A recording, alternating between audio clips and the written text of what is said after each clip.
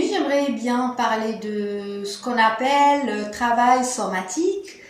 C'est quoi le travail somatique? Eh bien, parfois on croit à tort qu'il suffit juste de faire de la thérapie, de travailler sur ses émotions, sur ses traumatismes, tout en oubliant le corps. Alors que c'est loin de là.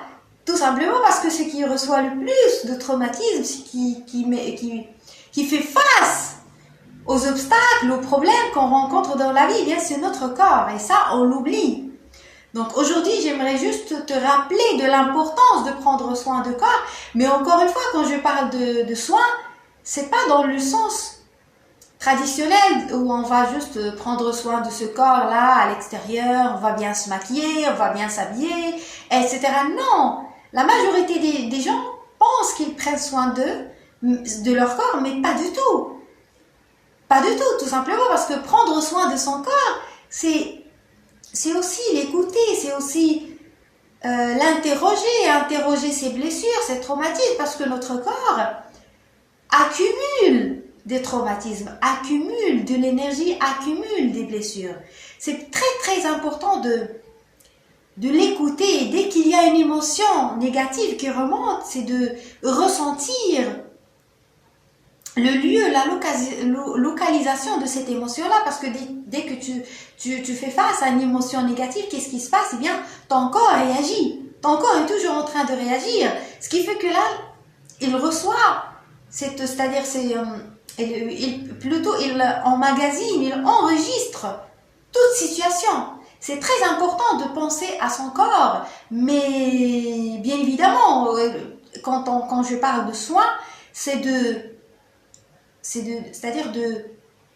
de prendre soin de son corps grâce aussi à la respiration. Et ça, on l'oublie. Bien évidemment, on croit qu'on respire bien, parce qu'on respire tout le temps. Mais pas du tout. La respiration, elle devient intéressante le moment où on dédie un moment à cette respiration. On prend le temps de respirer, mais respirer efficacement. Dans mon cas, moi, j'aime respirer quand je médite. Et ça, c'est très important, c'est de combiner une méditation et respiration. Ce qui fait que là, tu te concentres sur ta respiration tout en méditant. Et ça permet de faire un travail somatique, de somatiser, de faire un travail en quelque sorte de nettoyage énergétique du corps. Parce que le corps, bien évidemment, comme j'ai dit, il enregistre, il emmagasine toutes les situations, toutes les expériences, parfois désagréables, parfois agréables, et enregistre tout. Donc le corps a une mémoire, et c'est ça ce que j'ai envie que tu comprennes. Le corps a une mémoire. Il se souvient de tout. Peut-être que toi, ton conscient ne se souvient pas, mais ton corps se souvient.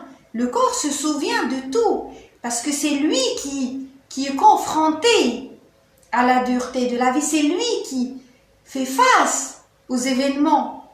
Donc, ton premier bouclier, c'est ton corps. C'est pour ça que tu dois prendre de ce corps. Tu dois plutôt prendre soin de ce corps.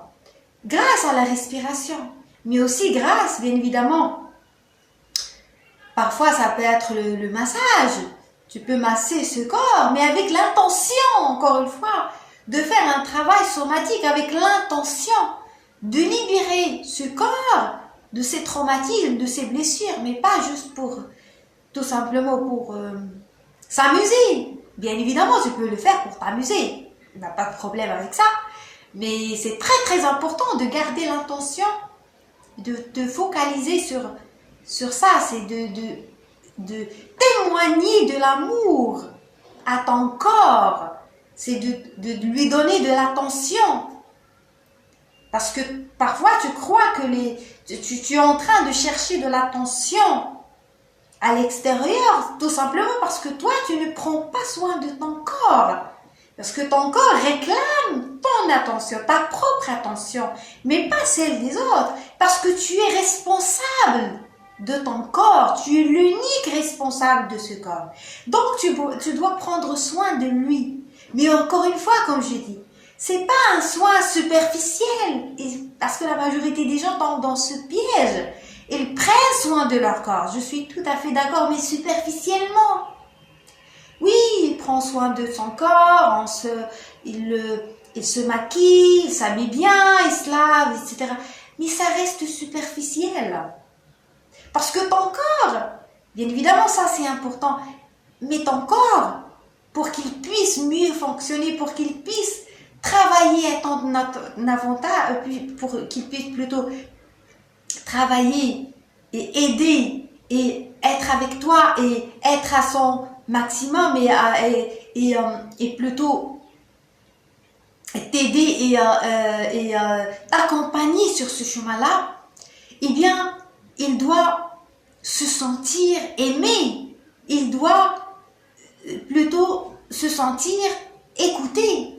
Ce qui fait que là, ton corps, il a besoin peut-être de la respiration, de la bonne respiration. La respiration dont je parle, c'est la respiration abdominale, ce qui te permet de bien respirer, ce qui te permet encore une fois de calmer ton système nerveux.